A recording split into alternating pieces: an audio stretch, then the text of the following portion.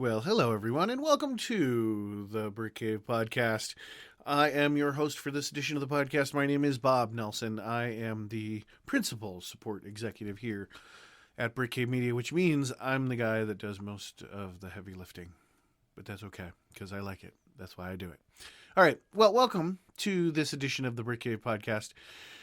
We are here in 2024. It is now January 10th, and well, I noticed that we had not uploaded a podcast in quite some time. So I wanted to go ahead and get an episode uploaded for you so you know that we were indeed still alive.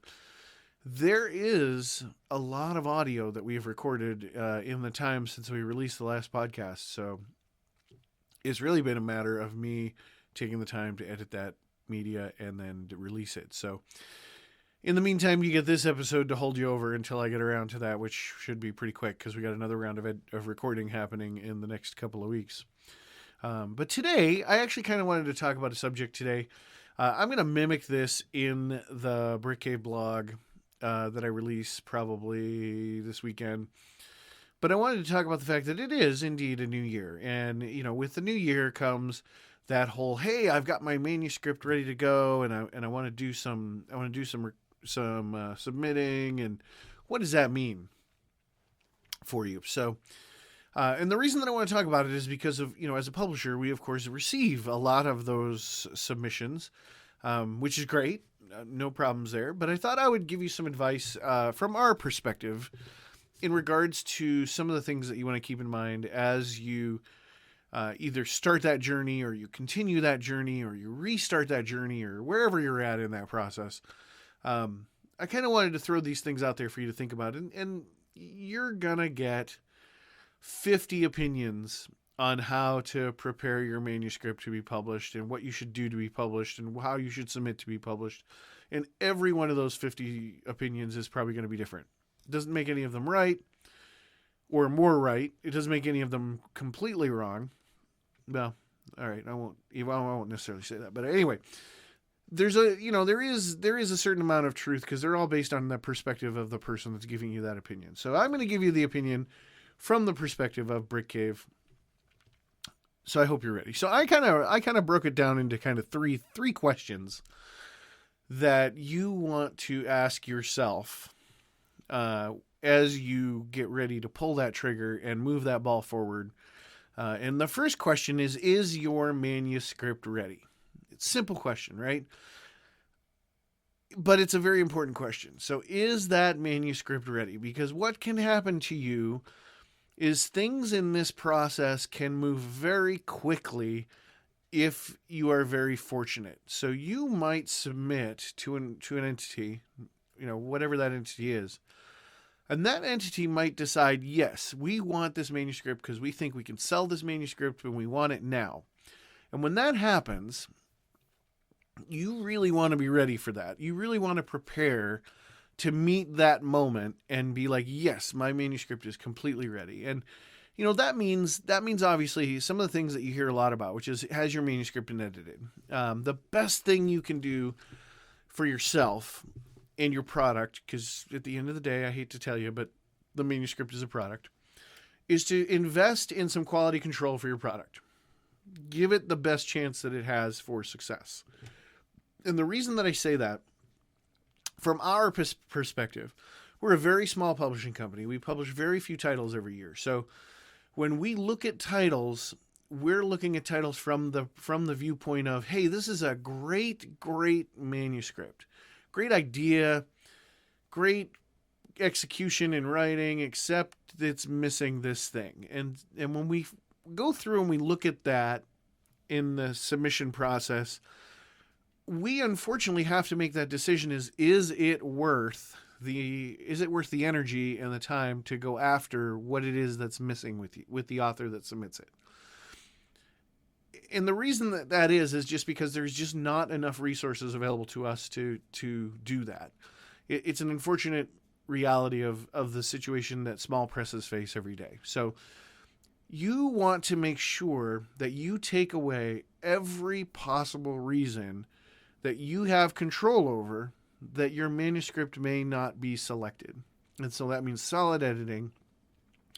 It really means things like beta readers. You need people to read this and tell you the honest truth about it, where it needs to be tucked, where it needs to be, expanded, where it needs to be cut, where it needs to be rewritten, where it needs to be looked at.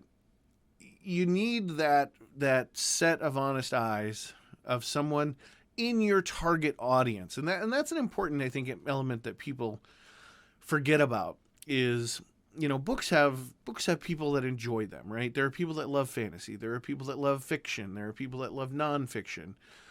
There are people that only read biographies because they just love reading the stories of other people.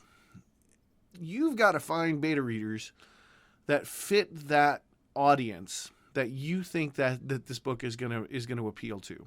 And let those beta readers give you their opinions on what should happen with that manuscript. And so when you do that, what you're doing is you're collecting that feedback. And sometimes that feedback can be very easy. Hey, you did a great job. I would read this book. If I had bought it, I would have read it anyway, kind of thing. But sometimes that feedback can be a little challenging. And it's up to you in that moment to decide if that feedback is something that you need to embrace and implement to make that manuscript better. Because sometimes it's not. We always say, have a beta reader, get feedback, get editing, blah, blah, blah.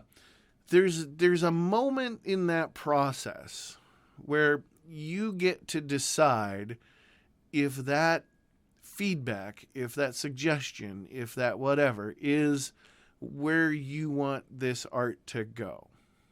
And most of the time it's, hey, you need to rewrite that sentence. Most of the time it's, hey, you used the wrong word here. Hey, you forgot a period. Hey, you misspelled 50 words. Oh, misspellings are my thing. Anyway. But you get to that point where, it gets into some of the developmental stuff and people are talking to you about your story and they're talking to you about direction and they're talking to you about character arc and they're talking to you about these things. And you get to decide if those elements are elements that you feel are important enough to change within the work that you've created. Now, that being said, accept them or not accept them, you do have that choice, but you do have to accept the consequences of having made that choice. So if you do not accept those suggestions and your manuscript flounders and literally a publisher comes to you and says, well, we didn't accept it because of this reason, and the reason was based back on the feedback that you chose not to accept, then you kind of have to own that. You kind of have to say, look, yeah, all right, I get it. And then you still can decide if you want to make that change or if you want to carry forward, and maybe a different publisher would feel differently about it. But that choice and that responsibility and those consequences are always yours. So that's kind of the first thing. Is your manuscript ready? If you're confident, if you feel like, hey, it's there. And here's the other thing. As a creator, you never feel like your work is done, but at some point you got to call it, right? Because, okay, this work is done. I'm moving on with it. It's kind of where I'm at with my manuscript. I've got to go through one more round of changes, and then I got to decide, do I really want to put this thing through another ringer, or are we ready? All right. Second question, are you ready as an author? And that's kind of a feed on to the whole, you got to make the call. You've got to be ready for whatever transpires. And that's not necessarily there are people that will tell you, be ready for rejection, be ready for doom and gloom, be ready to have your manuscript flounder for a long time. I would not quite be so heavy-handed about that. I would just say be ready for anything, right? Luck is when preparation meets opportunity. So you've got to be in a headspace where you're like, okay, this manuscript is in a good space. I'm going to submit it. If it gets accepted, I am ready to do what needs to be done to get it onto the store shelves. Or, hey, this manuscript is really in good shape. I'm going to submit it to this publisher. If this publisher wants me to change it, I've got to decide if I'm willing to make that change to get it on those store shelves. Or, all right, this is where I thought it was. I submitted it. The publisher's telling me that it's not anywhere near where it needs to be on those store shelves. Am I still feeling confident that it's ready to be on store shelves? Do I need to go somewhere else? So your artist headspace has to be, this is where they talk about changing the hats from the, the writer to the business person. So this is where you gotta be like, okay, so am I ready for that level of feedback, for that level of interaction, for that level of push?